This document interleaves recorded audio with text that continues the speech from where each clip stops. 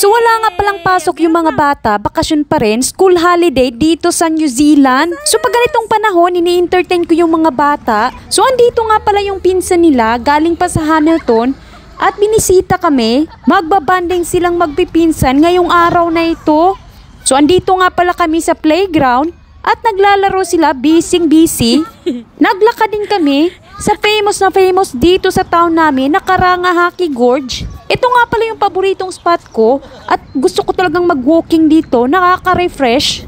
Dito nga pala makikita mo ang napakagandang Uhuni-Muri River. So way back years ago, ito nga pala ay isang minahan at napakarami daw bahay dito. Yung mga nagmimina dito tumira. Pero unfortunately, humina daw yung gold. Kaya naman, wala nang masyadong trabaho at na-shutdown na yung minahan. So ngayon ginawa na nilang tourist spot at pwede ka talagang mag-refresh dito. May peace of mind kapag nag-walking ka dito rin. Dahil nga parang mountain ito, marami talagang aakyatin at meron naman mga stairs. Meron ding mga tunnel at train tracks. So itong train tracks nga pala, yung gold daw, yung mga bato na nakikita nila, nilalagay nila sa parang doon nila minumove. Kasi nga medyo mabibigat yung bato at hirap naman kung bubuhatin mo pa.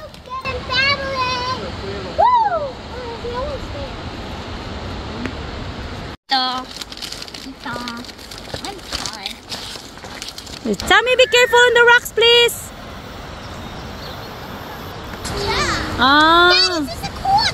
Yes.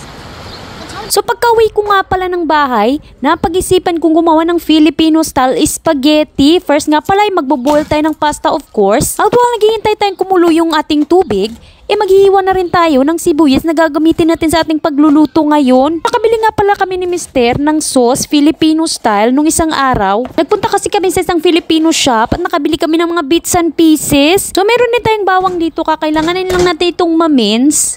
So wala nga pala tayong hotdog sa Filipino style spaghetti natin ngayon. Hindi nga pala ako nakakita ng tender, juicy hotdog.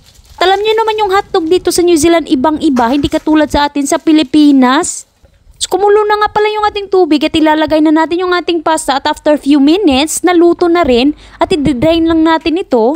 So ngayon naman is magluluto na tayo ng ating sauce. So simpleng-simple lang naman, igigisa lang natin yung ating sibuyas muna. Hahayaan lang natin itong ma-brown at after few minutes, pwedeng-pwede na natin lagay yung ating bawang. So kapag umuwi talaga ako sa Pilipinas, nagre-request talaga ako sa mama ko na magluto ng spaghetti. Paborito kasi ng mga bata at paborito ko rin, of course. So after nga palang ma-brown ng ating aromatics, pwedeng-pwede na ilagay yung ating pork mince o giniling na baboy. Season ko lang ito with salt and pepper at pagkatapos hahayaan lang natin itong ma-brown. After nga pala ng ilang minuto, ready na siya. Ilalagay na natin yung ating sauce. Ito nga pala ay Clara Ole. At of course, squeeze natin yan lahat ng mga sauce na natitira dyan sa ating packet.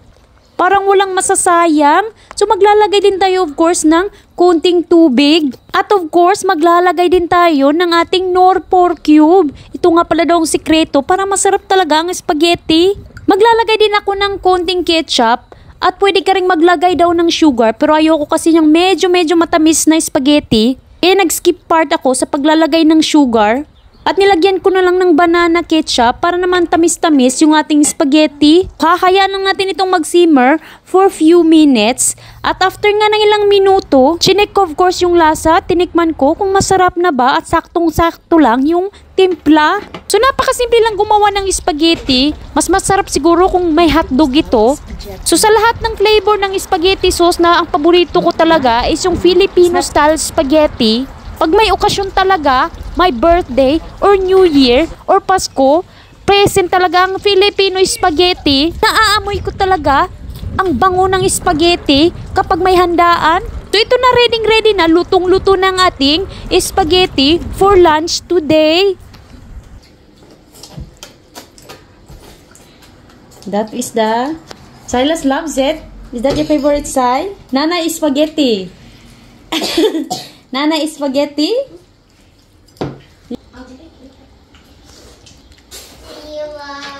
Georgia or salad? Delicious. 30 to 16 plus 16 is 30. Put it in there, good boy. Well, girls, eat the lunch, please. So guys, thank you for watching this video. I hope nag-enjoy kayo. At sa susunod naman na vlog, bye!